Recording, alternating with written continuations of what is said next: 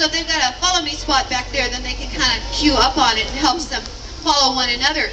These guys are found in large packs. Believe it or not, up in the high Arctic, they go after significantly large caribou and musk oxen that are very formidable, and so you need a large pack in order to pursue that for their, obviously for their pack and for their young.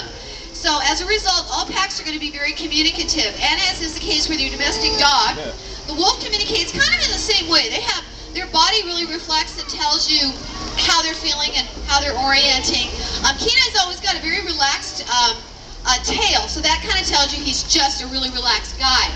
He's also got a very sweet look on his face, which, a very sweet look on his face, yeah, which tells you that he's a very sweet guy. He's also got nice ears set, and body posture is always just relatively relaxed. So he's not an alpha, he's not an omega, he's just a middle guy, and that's where he likes to be. Now they are territorial, and they will scent mark. Don't worry, we're not going to show you that on our stage. What we're attempting to do right now is what's called scent rolling. Unfortunately, sometimes when we put stuff down for Kenai to roll on, things that smell good, then he might be interested in kind of rolling in. It attracts flies, and kind of like elephants with mice, sometimes Kenai and flies don't get along really well because they bother him. So he may or may not do it, but we will also talk a little bit also about vocalizations and the way in which they communicate in that respect. They are like the domestic dog. Oh Lord. They are like the domestic dog in that they can do just about anything a domestic dog can do, including barking. They just don't sustain a bark, but it means the same thing. It's kind of an alarm call. And, one more. We found something else back here. What they actually like to do is they like to roll. Your domestic dog does this as well. They will roll on things, and usually it's stinky and smelly, and it's usually the day before garbage pickup, and it's usually when you're walking them down the alley. And then they'll roll on and they'll get the smell all over their body, and he wanted it, but he didn't want it. And then they bring it back to you, and they rub on you and your carpet and your kids, and you're wondering why. Well, domestic dogs do it primarily because they have no idea why they're doing it. Wolves do it because they want to communicate to one another. Not only do they communicate by that and body postures, but they also communicate with vocalizations.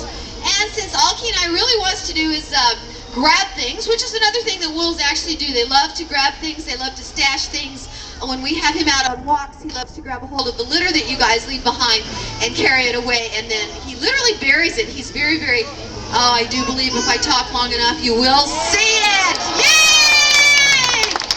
You know, we ought to try that instead, because I don't think the flies are going to come over to that. Eucalyptus and sage is for our next set of animal guests, but it does have a nice smell to it, and obviously he thinks it does too, and flies probably don't like it, so let's make a note of that in the future. What a great idea. This is super. This way he doesn't get bugged by the flies. And the eucalyptus and the sage definitely do help.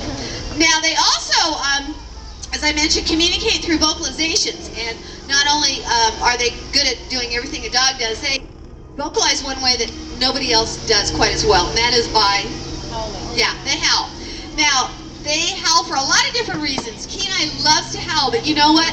He doesn't really like to start howls. What he's really good at is being polite.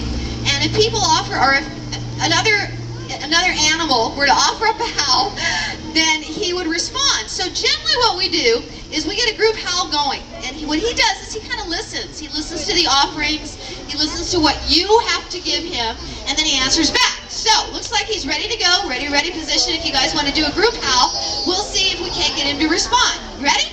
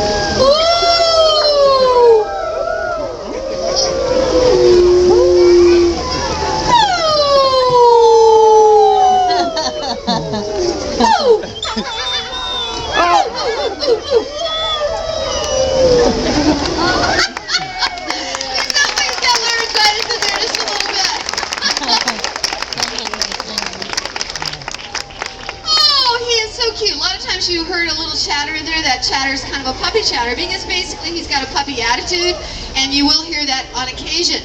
Wolves do that for a lot of reasons, but one is to communicate. Up in the high Arctic, a real deep-throated howl can be heard up to 6 miles away.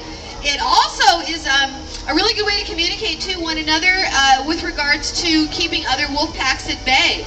A pack of 4 or 5 might sound bigger. They are howling in unison, and a transient pack going through might say, I think we should keep on going. But as I mentioned earlier, these guys are protected under the Endangered Species Act. It's a really strong act that the United States enacted quite a few years ago, and it has protected a tremendous amount of our native natural wildlife, and the Yellowstone wolves definitely benefit. That's going to do it for that. Howling Wolves, say goodbye to Kenai.